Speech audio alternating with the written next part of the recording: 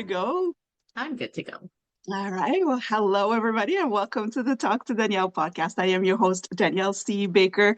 And before we get started, be sure to like, follow, and subscribe to whichever channel you're listening or watching from. And of course, this is season 4, so I do invite you to have a look at the 3 previous seasons. There may be some topics there that may resonate with your reality today. They are timeless, so go ahead and check those out. And this is I don't even know how to introduce this one. This is a long time coming. This is something, today's topic is really on something that I've been working on for maybe almost 20 years now. And some of you who follow me regularly will hear me talk about my day one, this family the first ever family that when we did get a diagnosis early on for a child that was on the spectrum, the parent just went, okay, what are we doing? There was no resistance whatsoever. Could have been some denial, but never showed it. I don't know. We'll let her talk about it. But it was just, okay, what do we need to do? I do need your support. How can we work as a team? How do we do this? And that just blew me away because I'd never had that experience with a parent before. So I am introducing you to my day one today. I have Vicky Chartra with me, who has a beautiful family with her youngest having the diagnosis on the spectrum. But thank you so much. I was going to switch to French and say merci, Vicky. Thank you so much for joining me. I'm so happy to have you on today. It's a be here. Yeah. Yeah. We always have these conversations. We both share kind of our views on what needs to be changed in the education system. Clearly, it's not working. It's not working for the teachers. It's not working for the parents. It's not working for the students. And there's this resistance. Nobody wants to make a change, but there is a change. So we could talk about this for hours. We get very passionate about it and show our frustrations. And sometimes it's not fair, but there are some frustrations involved. So I will try my best to stay professional, but the listeners may hear us. We're not this is an unfiltered, I call it parenting unfiltered. We're just going to talk the way it is. And I know Vicky is going to share the realities. I work with many families who have these same issues. But before we get started about the challenges of families face with schools when it comes to what their children need in class and all that, can you talk a little bit about yourself, a little bit of how you got to where you are today? Oh God, general question. Yeah, I know, right? Well, I'm a mom of two. One with special needs. The other one's a social magnet. She's like on the go. She wants to become a chef, and she's all like, "I'm ready to go." But my son, however, he's the one that has a lot of issues. So when I first got the diagnosis at the hospital, I cried and I'm like, oh, what the fuck? I'm like, Yeah. okay. And when I left the hospital, I'm like, okay, deep breath, let's go. And then I started research. Like I didn't even know what autism was. And I'm like, research, research, research. And it never stopped after that. Mhm. Questions. Yeah, and that's the thing. We just, especially as parents, and what you just said, I hear from every family I've worked with is I had to do the research. There is nothing really. You get some information, a couple of pamphlets at the hospital or in the clinic that you're working with, but I, yeah, not even when you go into the yeah, you go into this rabbit hole of what is and what isn't, and you're dealing with the whole thing, dealing with your wanting to make sure your child gets everything that they need. And it's just so hard to decipher what is noise and what is reality and what is real and, what is founded on data and not just opinions. So it's so hard. But I wanted to talk about this is because, I mean, we've had so many conversations about this lately, and it's just school and how your child is just, I'm going to flat out say it, it's just not supported for what they need. And we're talking here about children who have specialists, experts, write something that what the child actually needs to function in a traditional classroom setting, just little things that they need. to be able to help them and to help the teachers. So we're talking about individualized learning plans or individual educational plan, depending on where you are. There's different initials for it. And you having to, because I've seen you, I've had your little one in preschool and getting them ready for kindergarten. And we knew there were some steps to follow, and you were following them. We were seeing results, like we were actually seeing progress and going to school, having to explain everything. I would explain because I have a clean, a really nice uh, contact with the preschool or the kindergarten teachers, and it's the same. And then you just have to start over every year. It's the same school. The teachers know the child. They all have access to the file. But every year, it's like you're starting all over again for the simple, simple things that he just needs to have in the classroom that doesn't go out of anybody's way. Can we talk about this reality of parents who are just constantly having to start over and re-explain the same thing to make their child's life easier and the teacher's life easier? I don't think it's ever going to be easier. Like Yeah. you think that the teacher would actually get, to read the IEPs or whatever form that Mhm. they're provided with, but they don't. And then they take like a week or two to like see the kid and get to know the kid. And then they're like, oh, well, I see something wrong with it. And then Yeah. they're like, okay. And then they get to know like the IEP. So what I do is I send the teacher an email saying how to learn about my kid, or like in French, it's bien connaître mon enfant. I'm mieux connaître mon enfant. And then I have to list everything. And I'm like, please, like at the end of my email, I'm like, please read the IEP. Like my Yeah. son's IEP is 27 pages. Like it's massive. And Mhm. he's like severe, you know, based on his executive function and stuff. He has it severely. And it's like the teachers are like, okay, well, we'll do our best we can. But I provide the strategies to help my kid and the whole class. And then they're like, I don't have time. Yeah.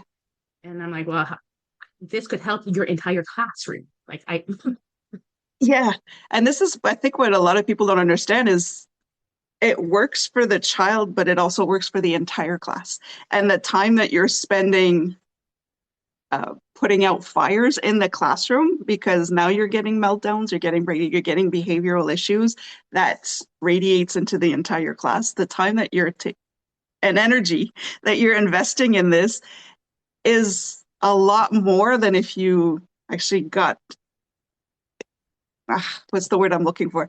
You got to know the IEP and to actually implement it. Because it's one thing to read it, but it's to implement it. And it's not something, it's just, where to sit him in class, where should his cubby be for like his personal belongings, where the water bottle should be, like, and then what to do, like, what are the warning signs if you think you're going to have a meltdown? What support does the child need? So it is that's the kind of message I keep trying to send is yes, it seems like a lot because, and again, we're not bashing on the teachers here. They're doing what they can. They don't have support. A lot of those teachers have these students that do require additional help, but the teachers themselves don't get additional help in the classroom. So there's a lot of work to be done there as well. But we're just talking about the basic needs that a child has or needs in class to function, and we're taking that away. You've had a situation too where it's just the tools that he needed to function in class were taken away as a punishment for behaving badly. Can you kind of go over what the implications that has for a child when uh, it's like taking a wheelchair away from a child that can't walk to say, well, this is bothering me. It's taking me a lot of room in the class and it doesn't match the decor. So we're just going to take that right. away. Right. So it's just like, Yeah. can you talk about Or like stop being lazy and get up and walk, like exactly, exactly. That's the one I use a lot. Yeah. Can you talk about the real implications of the child first? Because you see the change in your child when they come home. Um, on yeah. the siblings, on yourself, like the whole picture there. Oh, like on really off days when there's absolutely no support, he's completely dysregulated. And Hmm. then just by him walking, you could tell by his face. And then the behavior changed. And then it's like uncontrollable no matter what. It's like, I don't know what to do. So most of the time, we either go rock climbing or I give him some uh, like a physical activity, or just sometimes he's just going to voice it like, I need my space.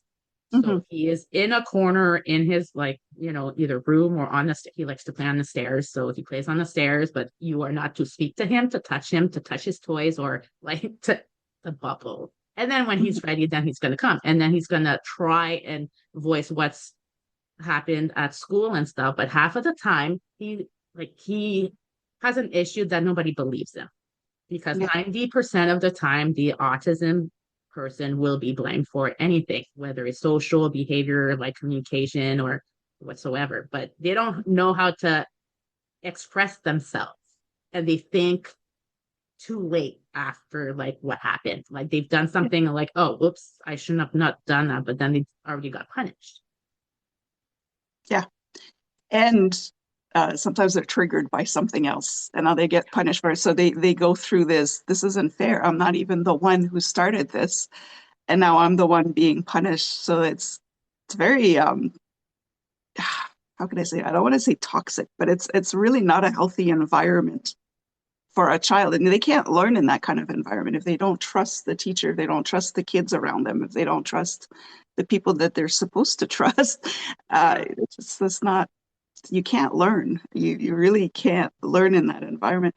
What is the one? I'm going to try to put a positive spin on it because again, I'm holding back right now, and you can tell because I'm stumbling on my words because I'm trying to hold everything back. But what do you think? What does a parent need to hear from a school when you have, in your case, an individual learning or a learning plan with 27 pages, and you've had, what is it, 6 years now, 7 years?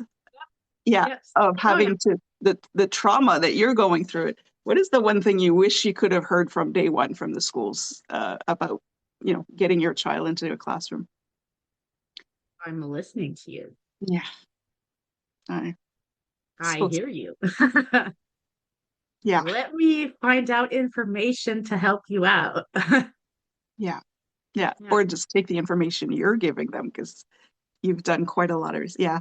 And it just seems so simple, right? So it's just, what is it? And I'm going to put that out, and there's no answer for this, but for anybody listening who are in school settings, whether you're a principal, you're a teacher, a teacher's aide, or the ones making the decisions at the school board, why is it so difficult to just hear them out, hear the parents out, hear the child out? It's, I get I get a lot of, like, by other people saying, well, like teachers or whatever, saying that, it's the parents' responsibility to, to help the kid, to raise the kid. Like, I get that. Like, I do my part. I go to like almost 5 days a week therapy session, and I put some, but my kid is also with you for 8 hours a day. It's also your job to listen to my kid, try to, when there's an argument or a conflict, to listen to both sides of the stories. And yeah, then you take on like a responsibility, or like, a consequence or whatever, based on both the kids and not just one. Because yeah, I've seen with my son, a lot of the time they're not gonna listen to the other side of the story. They're just gonna, well, this is what I heard from you. So I had to remind the teacher and, some people at the school, well, have you actually listened to both sides of the story before you actually put a punishment? I don't agree with taking away recess. And yeah, that seems to be a real, well, he did something. I understand punishment and consequence. I agree with that to a certain point, but to take away recess, absolutely not. I mean, you're taking a guy that's dysregulated already, take away his recess, and, have him more dysregulated. Like, that doesn't make sense. yeah. You're taking a child that has, and this, I'm not just talking about autism in general, but there's so many other cases Yeah. where the child needs to go out and release that excess energy, and you're Yeah. just keeping them in that just, yeah, it never made any sense to me either to say, this child needs to go outside right now and release, and you're keeping them caged into a classroom with an adult who really doesn't want to be there either. They pick up on that. And you've touched on such a good point there, that where I think a lot of the issues come from is school is up. You have to send your child to school. I It's have no choice. mandatory. But once your child is there, they don't, they're saying, well, maybe you should go to a different school, or, no, everybody's kind of passing that around, or it's your responsibility when, especially in your case, where you are doing everything and beyond what you're supposed to do as a parent to help the school. And now it's for the school to actually have a look and say, what is not working in our school? And we're not just here to, shame people or blame people.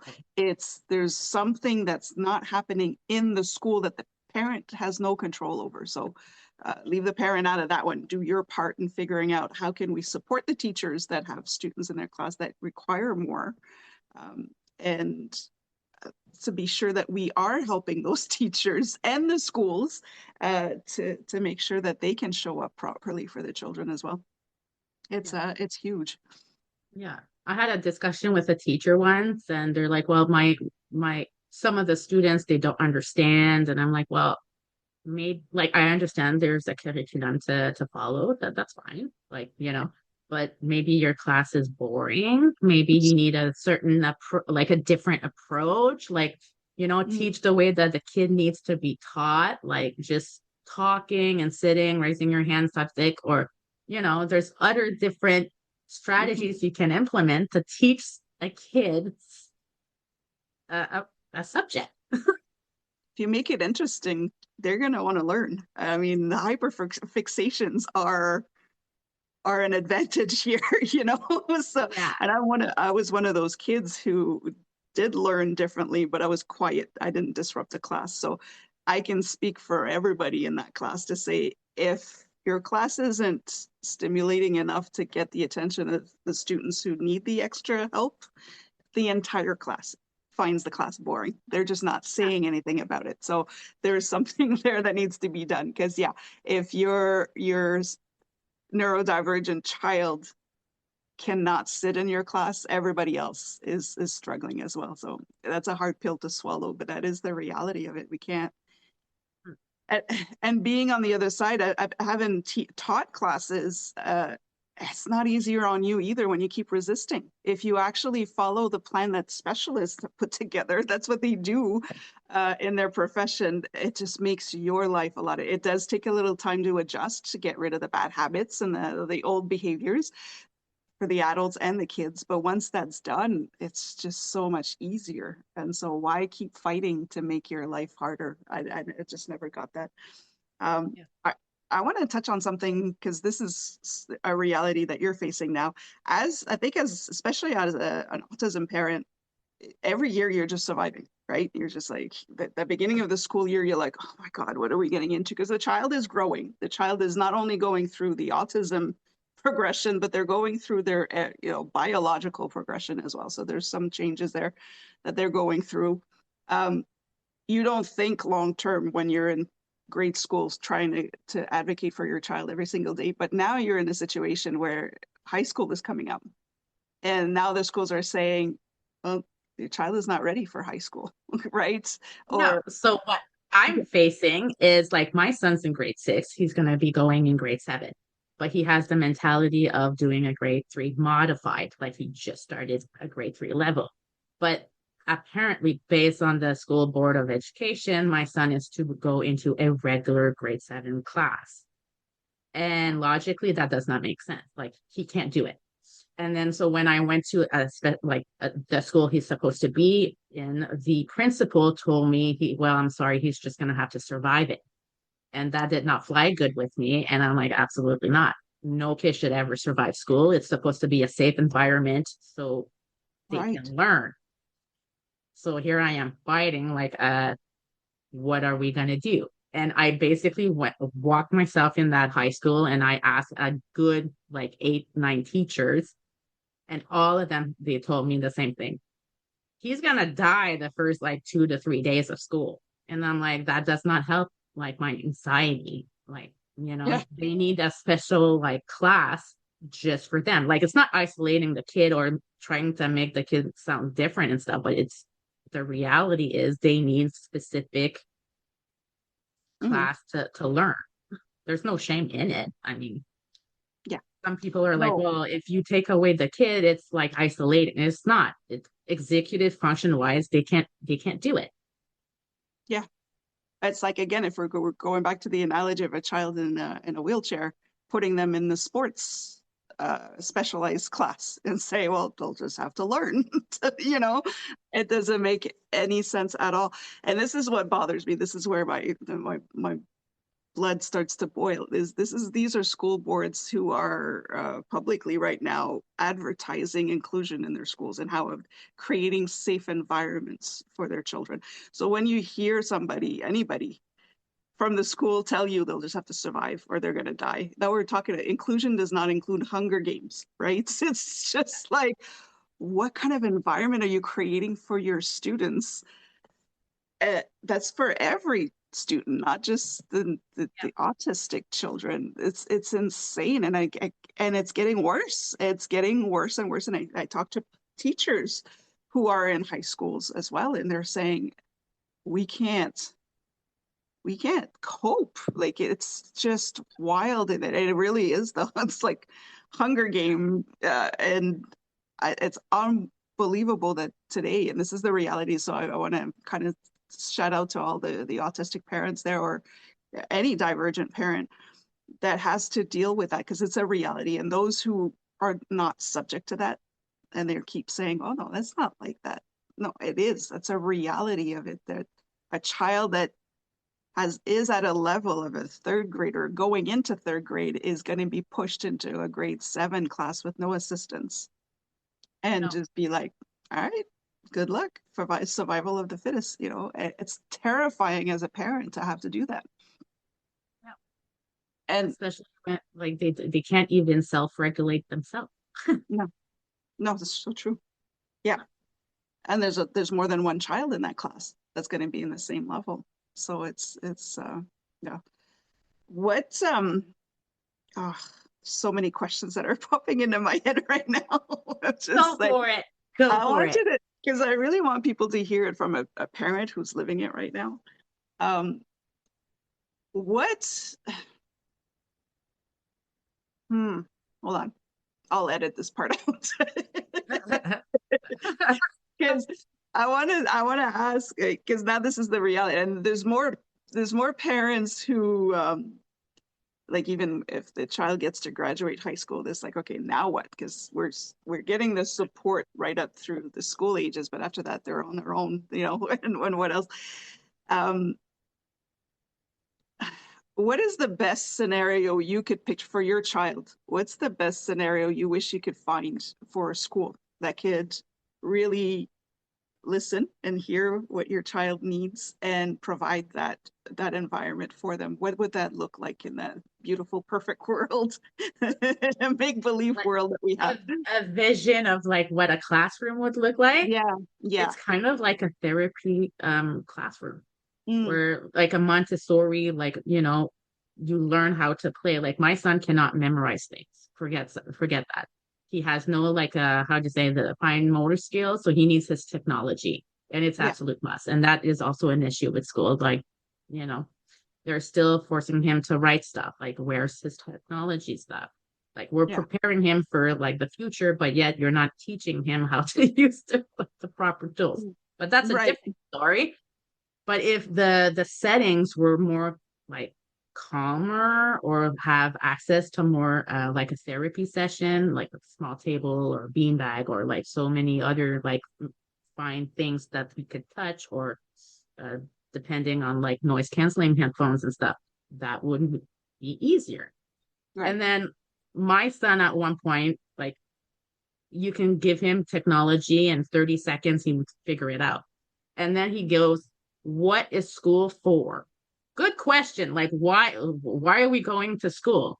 If you can actually learn by, chat GPT and AI and like learning YouTube or whatever, why am I Mm, actually having to go to physical school and injure myself with a bunch of people that I can't even deal with that it's giving me high energy and out of control and stuff.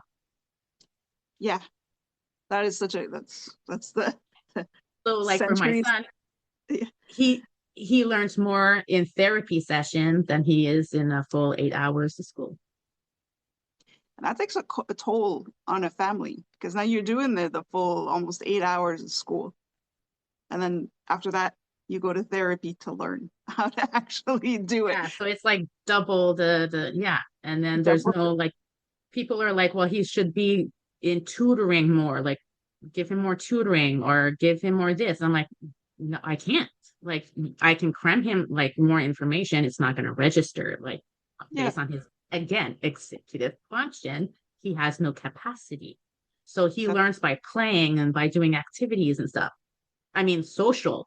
You go out and go like, museum or whatever. Here, that social check, like yeah, you read a more book time. by like, voice to text time. Like if he's actually able to answer question by what he actually listened to, then comprehensive, check. Right, exactly. You can listen to your book. You can read Yeah, with your audiobook, ears. right? Yeah, yeah, yeah. No, that is such a like more real life applications to what they're learning because in their world, this the school way is not. No, we don't function the way we learned in school anymore anyway.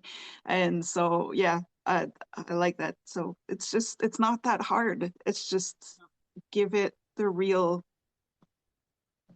application and give them the actual experience that they need to experience. And that goes for everybody. It's not like you have to do this with 30 kids, 30 different ways.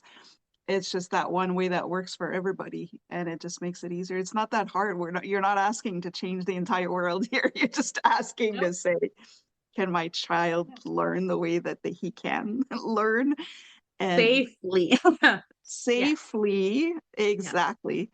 And it goes beyond that because I've seen it as well as a third party. I'm able to see that, but the entire class is affected by the way the schools are run because they yeah. see how the difficult, if I could say, quote unquote, students are being treated by the adults there. They also don't feel safe because they're thinking that could just be me tomorrow. And then, teachers are saying horrible things about me. So the entire classroom doesn't feel safe, not because of the child's behavior, but because of the adult's behavior.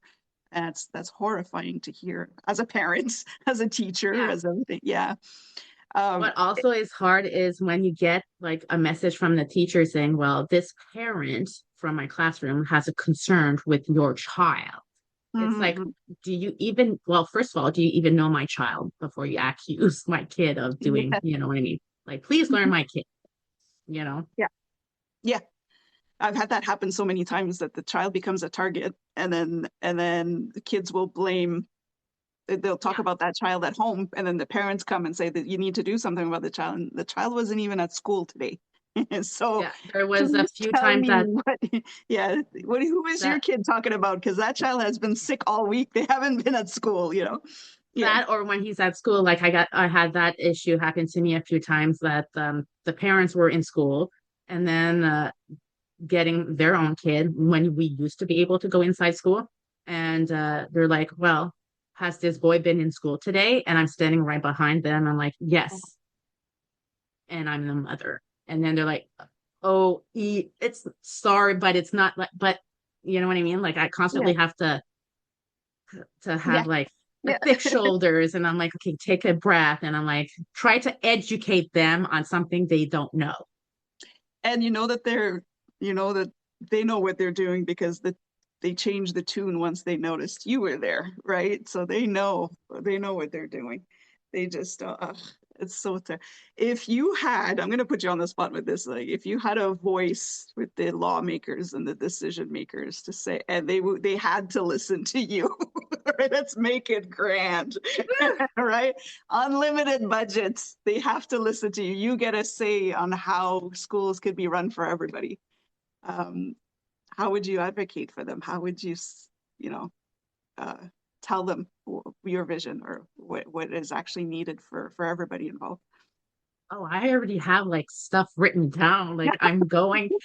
Great. I'm going to the school board of education, and I'm like, I think his name was Mac Bertrand or something. I'm ready. I'm like, okay, well, based on like so many different kids with like disability, whether it's autism or whatever, you need like, Yeah. here's my list based on like, conflicts and emotional like regulation and like your brain function development and everything, like application. This is what you need. And you get to learn also a bunch of stuff in therapy. Like I have 8 different therapists for my son. So pretty much all of their strategies are the same and Mhm. it works. So implement good strategies. It's not like it's common sense sometimes too. Yeah, exactly. And you bring up a good point about common sense because when you're in a survival environment in the schools, the common sense doesn't happen. And this is the thing for teachers. They are just surviving just as much as the students are. And so yeah. And then again, it boils down, you have 8 professionals, specialists. That is like unheard of when it comes to children. And that's coming out of your pocket for everybody to know, because yes, we are in Canada, but no, not everything is covered. And so you're going through that and you're still being told as a parent that you're not doing enough when you have like 8 specialists telling other professionals how to make it easier for them to help this child succeed. And And yeah. they are willing to go inside school to help them out. But it's the school that says no. Mhm, mhm. And that's And when you know the schools know that what they're doing is wrong. yeah, Because if you wanted the help, if you really do were it. there for the children, if you were really for inclusion, uh, you'd have the extra help. It's not costing you a penny, it's costing the parents the money. Why would you say no to free help? So yeah, oh, there's so much I could do. We're gonna have to have you on again because I think the topic of the reality of parents, it's okay. You can survive somewhat in grade school, but I think like in the States, when you go into junior high and us, we don't have junior high anymore. We just go straight to high school. But it's that reality of it's already terrifying as a parent with a neurotypical child to send them off to high school, because then you're like, I have no control over their environment anymore. It's not as controlled as it is in grade Yeah, school. So I'd love to bring that up again and see like the progression on because you're stuck. Like, let's flat out I say am. right now you're screwed because none of the school that your child is in right now saying, oh, it is what it is. And then the school that's welcoming the child said, well, good luck with that. We're taking I your mean, the child because we have principal of to. the high school, yeah, is Yeah, saying good luck. I'm like, good for luck. a principal, like, please help me out. Exactly. And it's just like basically they're saying we're only taking your child because we're required by law to take your child. And we're just gonna wait until it gets unbearable for him to be able to say, well, your child needs this school doesn't work for your child. So we'll just bounce them around. Yeah, And that's it. That's not right. it's not right. That's not Not right. education. No, That's just not education. So no, but oh yeah, so we're definitely gonna have you on to be continued with. And if there aren't any parents out there that are listening who are going through the same struggle of saying, I can't trust the high schools with my child right now, but you're stuck. You have to, homeschooling is not always a privilege for families. So again, what do you do from there? If anybody knows, if they've gone through it already, if they've already lived through it, they can share some, please add it to the comments or contact me and we could have that conversation so we can help and support the families who are about to live that reality in September, but also any teachers or professionals out there who may be able to support families a little bit more with some advice or, other support that they can have for that. But before we leave, Vicky, can you give maybe share some words of wisdom? And we're only giggling because we've known each other for so long, but words of wisdom to parents who are living your reality right now, that are going through this. They don't, they just feel like they're not being heard, they're not being listened to, and they're just on the verge of giving up.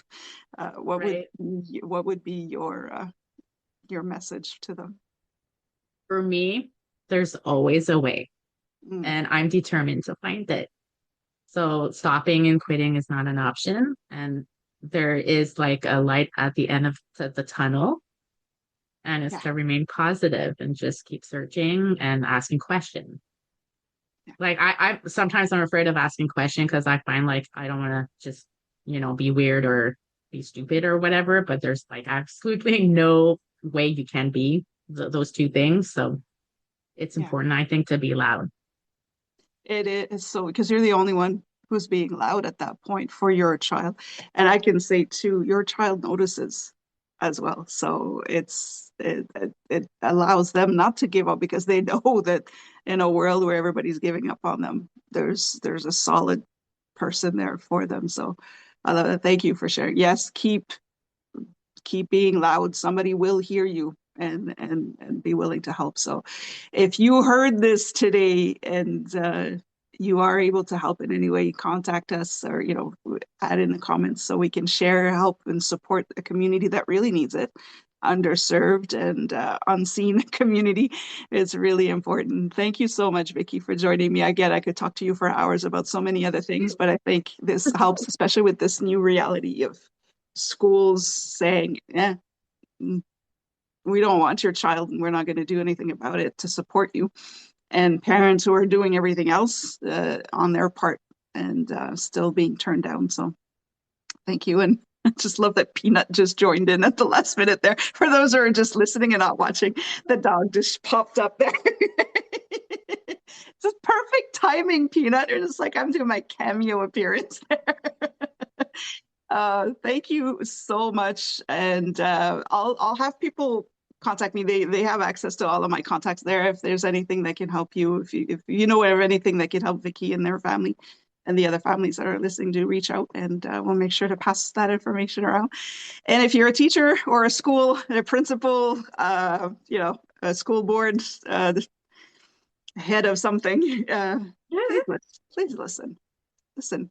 That's all you need to I do think we're right now. going to have to just go in front of the school board. And I think they're so old that they need new people. Right? We need a cleanup. Yeah, I do believe so. Yeah. We're dealing with a system that's probably a A thousand hundred year and old something. Yeah. that hasn't worked for hundreds of years, and we're still holding on to it for some reason. I don't get it, but Me. we need to have more of these conversations. I know a lot of people are relating to this right now, and I do invite everybody to keep having those conversations. Keep showing up at your school. Keep questioning the decisions that are being made for your child, and keep standing up when you're being told that as a parent you should be doing more. To say, I have done everything else that needs to be done is for you to do now. It is out of your jurisdiction. So yeah, the only other thing they can do is put you guys in charge. I'll do it. Yeah, Give me a job. vote for Vicky. A lot of people are going, no. No, but my dream is to build a safe place for them. Yeah, That it would be my dream. yeah. Just so they That's, can learn safely at their own pace and stuff. It's like cramming the information that's like super fast speed that they can't just yeah. comprehend. At least to give them something that they have, a foundation for them to have as they grow older. But yeah, that's one of my dreams too, is to get those safe places for everybody, not just for certain people. Well, yeah. And for the teachers. The teachers need a Yeah. safe space too. So I love it. Thank you so much for doing it. We're gonna have another conversation sometime this summer just to see what we're doing. Thank you so much. And Thank you. for everybody that is listening or watching, if that resonated with you in some way or another, please give us some love, give us a like, share to families who are going through it. That message needs to go around, and let's do some good for our kiddos. And don't forget to like, follow, and subscribe to whichever channel you're listening or watching from. And until next time, stay safe, stay awesome, and we'll talk soon.